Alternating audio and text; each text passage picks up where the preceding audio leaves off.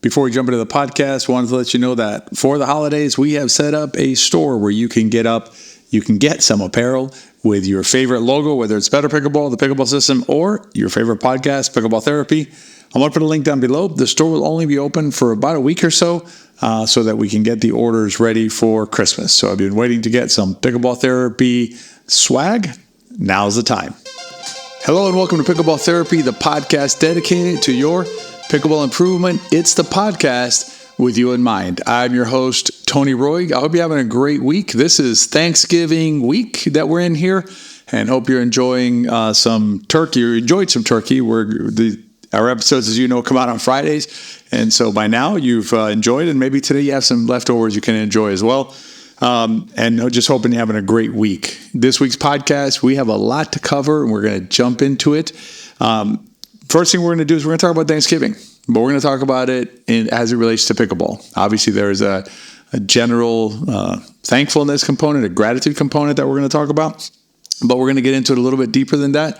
And I'm going to give you some thoughts on how to use that gratitude to play your best pickleball. So we're going to apply when we play pickleball. And then in the riff, I'm going to talk about some of the lessons from nationals. We're going to talk about the blame game. We're going to talk about why you play, and we're going to talk a little bit about distractions and how distractions can take away from our experience with pickleball. As we jump into the podcast, I have a request of you, if I may. I know that many of you have already rated and reviewed the podcast where you listen to it, whether it's on Apple, Spotify, or anywhere else. If you have an opportunity to rate and review the podcast and haven't done so yet, please do it for us. It really helps us. It helps us know how we're doing. But more importantly than that for us is it helps us reach other players. There are other players out there who maybe feel exactly the way you feel now, or if you're been listening for a while, they feel like you did before you found the podcast. They're a little bit lost out there, frustrated, struggling. Let's help them out by rating and reviewing us. It helps us move up the charts, if you will, inside of the podcast systems, and is more likely to recommend it to players who may be looking for help with their pickleball. The other thing I wanted to let you know is that we have 2 courses coming out in right now in end of November, beginning of December. That's a Black Friday bundle that CJ put together. CJ said, let's do Black Friday bundle, and we were like, all right, let's do it. One of them has to do with partner play. One course has to do with partner play, and the other course has to do with reducing unforced errors. And the courses are really going to help you continue to grow as a pickleball player, and we're going to get you ready for 2024 to play amazing pickleball in 2024. So be on the lookout for that. I'll put a link down below too. You can go ahead and register there if you're ready to do so. All right, let's jump into gratitude. When we talk about, when we get to this time of the year, Thanksgiving, it's a time to take a pause and reflect on our lives and find gratitude. And the thing about it is this: gratitude it's always there. It's just sitting there. The problem is we sometimes don't take the time to recognize it, right? To look over and say, hey, gratitude's right there. Let me interact with it for a little bit. And it's the same when we play pickleball. When we play pickleball, we go out there and gratitude's all around us, in the sense of like the items that we can be grateful for when we're on a pickleball court are everywhere. Just at its core, what is it we're doing? I don't know about you, but when I'm on a pickleball court, I am playing pickleball, which is awesome. So gratitude is sitting there, but we can get lost in other things, right? Winning, losing, missing a shot. Somebody said something negative to us, whatever it is. And so we lose sight of the gratitude that's already there. And what happens is when we lose sight of the gratitude, then we don't feel it, right? So we don't get the benefit of it. But there's more than that to it, which is that our minds can run away from us, right? So by not seeing the gratitude and allowing these other things to just take over, our minds run away. And what happens is it affects how we play pickleball. It will negatively impact the way we play pickleball. There is dozens, probably hundreds actually, of studies out there about the mental, how we perform, how our minds perform when they're calm and when they're not calm.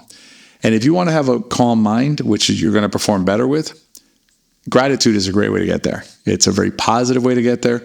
And I'm going to give you a gift that you can then share with others. Is what I want you to do is next time you go out to play is find the friend who you really love seeing on the pickleball courts, walk up to them out of the blue, and after you say hello to them, tell them how thankful you are for having the opportunity to see them that day. And then you can tell them, I hope that we're able to play on the same court. And in fact, I hope I get to partner with you. I'd be so thankful to be able to do that.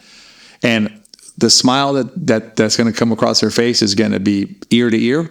And you have the power to gift that to them, right? You have the ability to do that. It's so powerful. And if we did that more often, our friends would feel better. And so would we out on the court. So give that one a try. If you want to read a little bit more about gratitude and about how it applies to pickleball and how you can, there's some practices you can do to develop gratitude, including the one I just gave you. Check out our blog. We have a blog at the betterpickleball.com website. You just go to the very top. There's a menu that says blogs. You go click on blogs, and it should be the first blog in there having to do with thankfulness and gratitude and the practice of gratitude. It'll help you feel better, and you're also going to play better pickleball. All right, I want to jump into nationals. CJ and I had an opportunity to go to nationals, and it was an awesome experience. The players, the energy, just the whole thing, right? It's just if you love pickleball, there's not a lot of experiences in our sport that resemble a nationals or a U.S. Open in Naples, something like that. It's just a level of energy that's it's hard to describe if you haven't been there, but it's really amazing to experience. But there's 3 lessons that I took away from nationals that I wanted to share with you during this podcast, because I think they'll really help you in terms of the mental part of the game. The first one I want to talk about is the blame game. And I addressed that in a video that we did on YouTube at the Into Pickle channel. So if you haven't checked it out, feel free to go check that one out after the podcast, talking about partner mistakes that we make in partner play. And one of those is this blame game. And the blame game is where, it's the saying is, when you miss a shot, it's you did something wrong. But when your partner misses a shot, their view is, oh, that's just pickleball, right? That just happens. That's the blame game. It's the one where one partner makes another partner feel bad for things that are perfectly natural in any sport, including pickleball, i.e. pop-up, missed shot, things like that. Shot hit to the wrong player or the wrong spot. And one player, again, makes the other player feel inferior, feel deficient for that. And that's the blame game. And I'm going to tell you, from a competitive standpoint, and this is, these are lessons from nationals, right? So these lessons are from a competitive standpoint. But I'll expound in a second, but it's applicable to rec play just the same. In a competitive standpoint, there is nothing that will undermine the ability of a team to perform more than blame, more than one player feeling like they've let their partner down or they've let their team down because of some mistake that they made in the game. Again, missed shot or something like that. And what happens is it basically starts to snowball the team downward. It's a downward spiral, if you will. And that negative energy that gets created, the stress that's placed on the player who missed the shot, it's just not going to be successful. And I saw blame games at nationals. I saw partners rolling eyes. I witnessed, these are senior pro players. I witnessed senior pro players, wondering whether their partner was ever going to make that shot, right? Is that player ever going to make that shot, kind of a thing? I'm not going to name names here because it's just not necessary. And frankly, why, right? But it happened, and it wasn't, these aren't outliers. These are not, isolated incidents. And so, and what I can tell you is that you could see the blame game impacting the performance of that team and the performance of the partner and the performance of the team. So be cognizant of the blame game. Sometimes we do it unintentionally, shoulder slump, eye roll, things like that. CJ's advice to players, to partners, and I think it's great advice, is try to get used to always turning towards the middle, right? So when you're playing with a partner, don't turn away, even if you don't mean anything. Make it a habit to turn towards the middle and make eye contact with your partner to let them know that everything's fine. Because if you turn away, even if you don't mean anything by it, your partner can just read into it whatever they want. Eye roll and things like that. Again, you didn't do an eye roll. You don't mean it. You didn't mean anything. There was nothing communicated by you, but turning away allows for the possibility of your movement being misconstrued by your partner. Whereas turning inward, tapping a paddle, looking them in the eye will help you avoid any possible confusion about the blame game out there.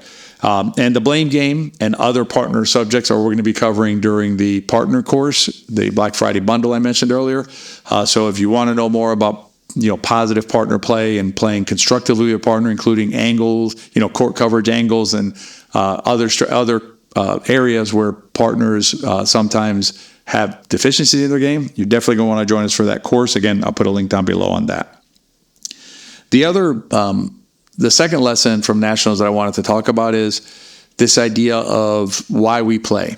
And I'm going to, again, let me frame it out in terms of Nationals, and then I'll expound on it to no matter what level or area you're playing in. So these are, again, senior pro players. These are friends of mine. Many of them are friends of mine who I've known for years. When I say senior pro players, they are the best 50 and over players in the country, right? These are the best of the best at 50 and over, right? And the question I asked myself walking around, and I'm going to ask my fellow senior pros in an open letter coming out probably right after this section of the holidays, is why are you here, basically, is what I'm going to ask them. Why do you come to a tournament? Because I can tell you that a good number of them looked absolutely miserable out on the pickleball court. They did not look like they were having a good time. They looked like they were under an immense amount of pressure. And my message to them will be, you are a grown person. You're an adult. You're not a 14-year-old junior tennis player under pressure with your parents and people watching and whatever. You're a grown person, and you have voluntarily come to an event in a sport of your choosing to compete against other players like you. That should be amazing. That should be just, smile, ear-to-ear smiles all the way around for everybody. Should be some laughing, should be some joking, should be some competition. But this, paddle chucking, grumpy-looking faces, I think they'd have more fun at the dentist, frankly. So, that's my question to them is, why do you come to tournaments? And to expand that concept, when you think about your own game and your friends' games, right? People and things like that, other players, why do you play, right? And if you focus yourself on why it is that you actually go to the courts, I'm guessing you're not going to the courts to dink, right? I understand we're dinking. I get that. And I understand that it's part of what we do, but we didn't go to the courts to dink. We didn't go to the courts to hit serves or go to the court to volley. We went to the courts for something else, right? And I'm not going to tell you what it is because everybody's a little bit different. You have your own reason for going to the courts. And as long as you keep that front and center, I think you'll have a better time when you're out there, but also you'll be more focused because you won't get distracted by stuff that really doesn't matter. I popped the ball up. Okay, so what?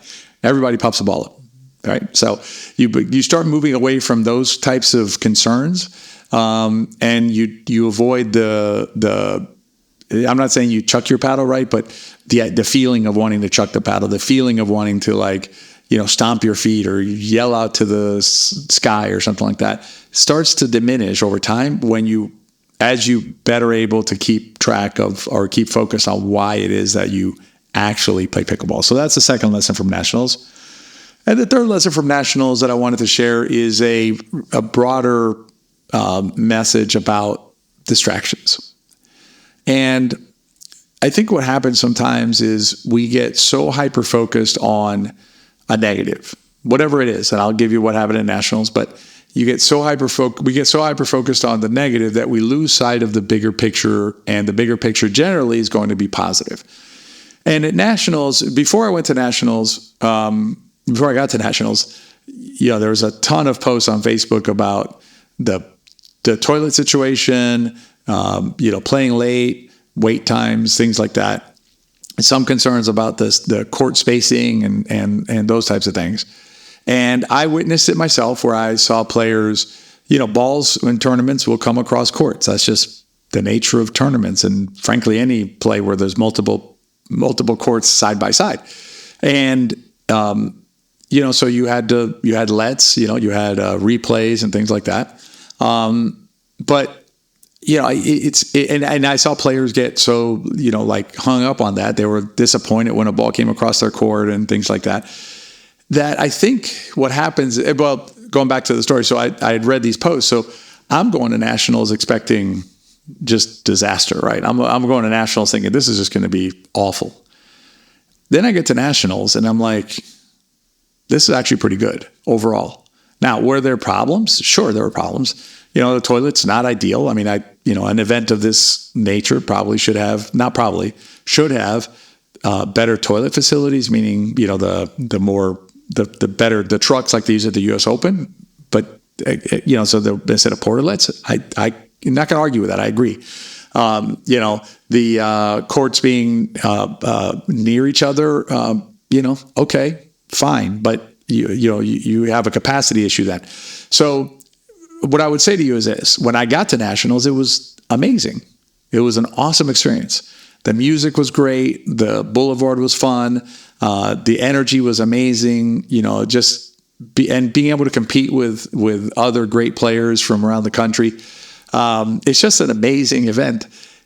But for some, it was about the bathrooms. And again, I'm not defending the bathrooms. I don't disagree that the bathrooms should have been better and should have been better handled. But that's an example of hyper-focusing on a negative and losing sight of the positive. And, when you extrapolate that kind of thinking to a pickleball game, it's where, you popped the one ball up or two balls up or however many, right? But you lost sight of the time that you defended the really good shot or the great volley you hit or the deep return of serve that set up an easy victory, because that's not noticeable, right? And so what I'm going to recommend you do is when you have those moments of the negative, right? Whatever the negative is, the missed serve or whatever it is, don't let it eclipse the positive. You can still notice it, right? Like I noticed the bathrooms. I did not notice the bathrooms not being fantastic and could be better. But don't let that detract from the bigger picture that you're engaging in when you're out there playing pickleball. So those are the 3 lessons from nationals, and I think we can apply those to our games, no matter no matter where we're playing, and maintain a better perspective when we're out on the pickleball court, not just to enjoy the sport better, but also to play better pickleball, because a calm mind will allow you to do that. All right, that's this week's podcast. Again, I hope you had a great Thanksgiving. I hope you're enjoying this week. I hope you're getting to play some pickleball wherever you're at.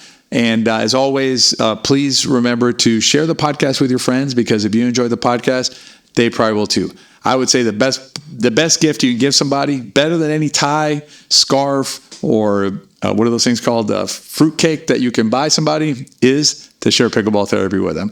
And as always, if you have ideas for the podcast, please shoot them to us at therapy@betterpickleball.com. Therapy@betterpickleball.com. Those emails come to me, and I will. We'll be doing a mailbag episode probably in the next 2 weeks or so. I'll be doing a mailbag episode because the mailbag is getting kind of full. So if you want me to address something that you are currently struggling with, please let us know. And lastly, I said it at the beginning, but I'm saying it again, please rate and review the podcast if you can.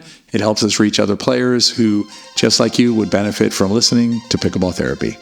I hope you have a great week, and I'll see you next time.